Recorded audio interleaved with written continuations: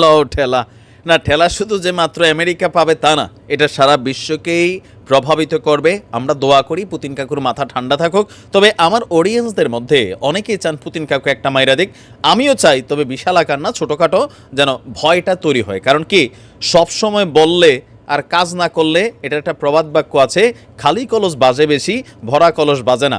তবে এখন আমেরিকা বলেন, রাশিয়া বলেন, সবাইরে খালি কলসের মতনই দেখা যাচ্ছে, কেউ কিন্তু বাজাচ্ছে না, মানে মারতেছে না। যাই হোক, এর মাঝখানে আসছে নতুন আরেক তথ্য। দর্শক সকলেই জানেন যে আন্তর্জাতিক পারমাণবিক একটা সংস্থা আছে, সেই সংস্থার একটা বাটে পড়ে আছে ইরান গত কয়েক মাস আগে এই সংস্থার সাথে তাদের যে ক্যামেরা ছিল এগুলোর ফেক্কা ফালাই দিয়া ইরান এখন নীরবে পারমাণবিক বোমার একদম সব কিছু রেডি, জ্বালানিও রেডি, আমেরিকানরাই বলছে।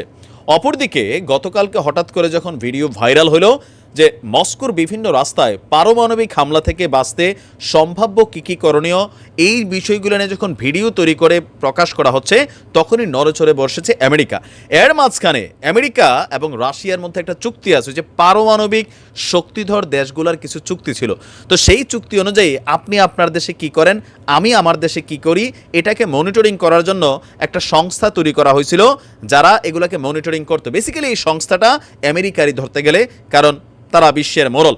এখন গতকালকের এই প্রচারণার পর আমেরিকার বিপক্ষে রাশিয়ার আরও এক বক্তব্য, যে রাশিয়ার পররাষ্ট্রমন্ত্রী সের্গেই রিয়াকভ তিনি স্পষ্ট জানিয়েছেন যে পুতিনের নির্দেশ যুক্তরাষ্ট্রকে পারমাণবিক অস্ত্র ও সক্ষমতা বিষয়ক যে কোনো সকল তথ্য বন্ধ করার নির্দেশ দেওয়া হয়েছে পুতিনের পক্ষ থেকে। আর এর ফলে যে কোনো মুহূর্তে পরীক্ষা চালানোর পাশাপাশি হামলাও চালাতে পারে মস্কো, এমনটাই বলা হয়েছে। মানে আগে আপনি যদি পারমাণবিক একটা পরীক্ষা করেন, সেটাও এই সংস্থাকে জানাইতে হবে যে ভাই আমরা এমনি করবো। কিন্তু এখন সিচুয়েশন হয়েছে কি, আর কোনো তথ্য দিব না, আমরা মন চাইছে উত্তর কোরিয়ার কিম জং উন যেই কাজগুলো করে সে কারোর কাছে জবাবদিহিতা করে না।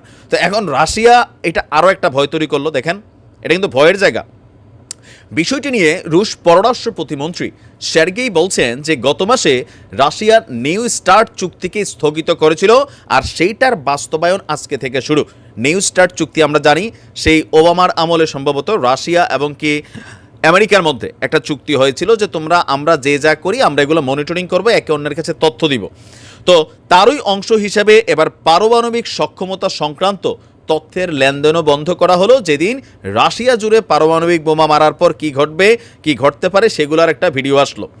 দর্শক, ওয়াশিংটনকে পরমাণু অস্ত্র পরীক্ষা, মহড়া, সক্ষমতা সংক্রান্ত কোনো ধরনের তথ্য দেওয়ার আর কোনো সুযোগ নেই।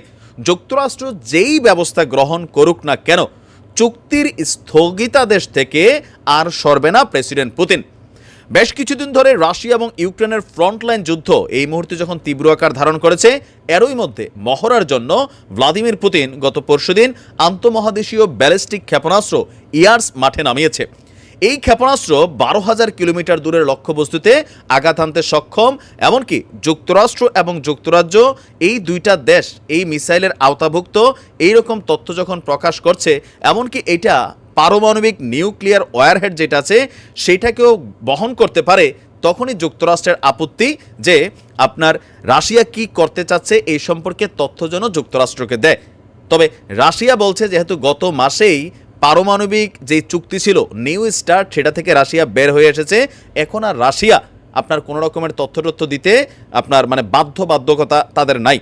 তবে এই নিউ স্টার্ট চুক্তিটা 2025 সাল পর্যন্ত কার্যত থাকবে, এরপরে দিবে না, এমনটাই কিন্তু পুতিন কাকু ওই চুক্তি স্থগিতের সময় বলছিল যে নতুন করে চুক্তি করবে না।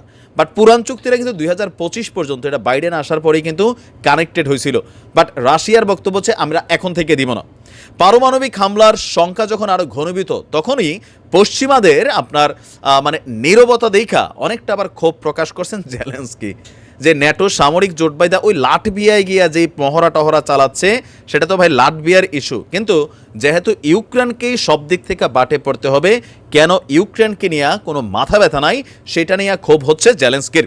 তিনি বলছেন আগ্রাসনের তুলনায় রাশিয়ার উপর ব্যবস্থা নেওয়ার আরোপের পরিমাণটা অনেক নাকি কম। দেখেন আর কত নিবে, এরা যখন নিচ্ছে এদের বিরুদ্ধে তো নিচ্ছে, এদের সরকার অনেকের টানা হেঁচড়া শুরু হয়ে গেছে, এদের ইউরোপীয় ইউনিয়নে ভাঙন দেখা দিয়েছে, এদের ন্যাটোর মধ্যে বিদ্রোহ শুরু হয়েছে কি না, অনেকগুলো দেশ বিদ্রোহ করছে না। দেখেন জার্মানিতে কি চলছে, ফ্রান্সে কি চলছে, মানে শক্তিশালী দেশগুলো, যুক্তরাজ্যে কি চলছে, এই যুদ্ধের মধ্যেই তো তিনটা প্রেসিডেন্ট বদলানো হয়েছে শুধুমাত্র এই রাশিয়া ইউক্রেন যুদ্ধে অতিরিক্ত অর্থায়নের জন্য। এমনকি খোদ আমেরিকাতেই প্রটেস্ট হয়েছে কিনা নাকি আমি বানাইয়া বলি, ওয়াশিংটনের সামনে হাজার হাজার মানুষ বিক্ষোভ করেছে। ট্রাম্প সমর্থকরা এই মুহূর্তে বিভাজনে চলে গেছে। আমেরিকার একাংশের নাগরিক যারা ট্রাম্পের সমর্থক তারা মনে করেন রাশিয়ার কোনো দোষ নাই, আর এই যুদ্ধ ট্রাম্পও ঘোষণা দিচ্ছে যে তিনি প্রেসিডেন্ট হইলে প্রেসিডেন্ট ভবনে যাবার আগেই 24 ঘন্টার মধ্যেই তিনি এটা শেষ করে দিবেন। তো এই যখন পরিস্থিতি, তখন স্বাভাবিকভাবে ওইখানে একটা সিচুয়েশনের কারণে ইউক্রেন ইস্যুতে কিছুটা হয়তো অমনোযোগী। আর এইটা নিয়ে জেলেনস্কির ক্ষোভ। তিনি বলছেন যে দখলদারদের উদ্দেশ্য যতটা শক্তিশালী ততটাই দুর্বল রুশ ধনকুবেরদের উপর বৈশ্বিক চাপের পৃষ্টি তৈরি করা। ইউক্রেনীয় সেনাদের হাতে সহায়তা পৌঁছানোর আগে সন্ত্রাসীরা অস্ত্র পাচ্ছে। এমনটা চলতে থাকলে তৃতীয় বিশ্বযুদ্ধের ষড়যন্ত্রকারীরা সাফল্য পাবেও বলে তিনি শঙ্কা দেখিয়েছেন। আর পুতিন তো জানেনি সীমান্তে টিমান্তে কোথায় কোন জায়গায় সেনাবাহিনী সেট আপ করছে, এটাও কিন্তু আন্তর্জাতিক গণমাধ্যম প্রকাশ করেছে যে পুতিন ফাঁদ পেতে বসে আছে, উত পেতে বসে আছে যে পশ্চিম অস্ত্র আসবে, ন্যাটোর অস্ত্র দখল করেই আবার ন্যাটোর উপরেই কাজ লাগলে ভবিষ্যতে ডোজ দিবে অথবা ইউক্রেনকে সাইজ করবে। এগুলা যখন প্রকাশিত হচ্ছে স্বাভাবিকভাবে পশ্চিমারা অস্ত্র খোয়াইতে চাবে না, বিলিয়ন বিলিয়ন ডলারের অস্ত্র। তো সকল কিছু মিলিয়ে এখন পরিস্থিতি যেদিকে যাচ্ছে যে খেলা সমানে সমান হবে, আমেরিকা প্রচণ্ড চাপে আছে। অপরদিকে মধ্যপ্রাচ্যের অঞ্চলগুলা, আরব রাষ্ট্রগুলা দেখাইতেছে আরেক খেলা। সব কিছু মিলে বাইডেন সরকারের এমন বাটে পড়া সিচুয়েশন এই প্রথম। ভালো থাকুন, আসসালামু আলাইকুম।